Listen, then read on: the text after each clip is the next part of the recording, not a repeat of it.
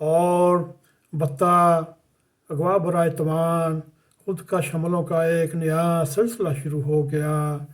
ایسے ہی ایک بارودی سرنگ کے ذریعے خان صاحب نے IMF کے معاہدے کی خلاف ورزی کرتے ہوئے پٹرول کی قیمت کم کی، جس کے لیے اور اس کے جواب کے لیے موجودہ حکومت ایڑیاں رگڑنے کے باوجود، ناک سے لکیریں نکالنے کے باوجود IMF کا غصہ ختم نہیں ہو رہا۔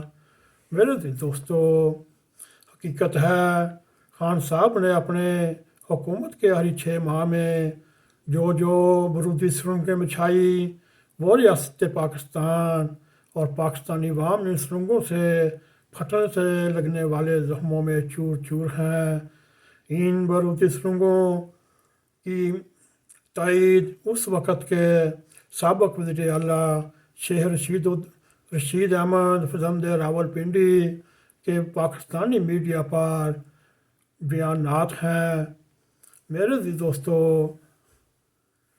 عوام کو یہ پیغام جاتا ہے کہ ملک میں جتنا بھی ذہین اور عقل مند وزیر خزانہ آ بھی جائے تو یہ ملکی معاشی حالات کسی تک اس کے بس میں نہیں۔ میرے دوستو، ہو سکتا ہے خان صاحب نے اپنا بدلہ ریاست سے لینا ہو، وہ ریاست سے اپنا بدلہ لے چکے۔ میرے دوستو، یہ تھا ریاست پاکستان کے دیوالیہ ہونے اور آخری دموں پر ہے۔ اس طرح خان اعظم عمران اپنا تیسرا ورلڈ کپ بھی جیت چکے ہیں۔ پہلا ورلڈ کپ 92 میں اور دوسرا ورلڈ کپ امریکہ کے دورے کے بعد اسلام آباد ایئرپورٹ پر جج سے خطاب کرتے ہوئے جب مفتی کے ہاتھوں کشمیر کو آ چکا۔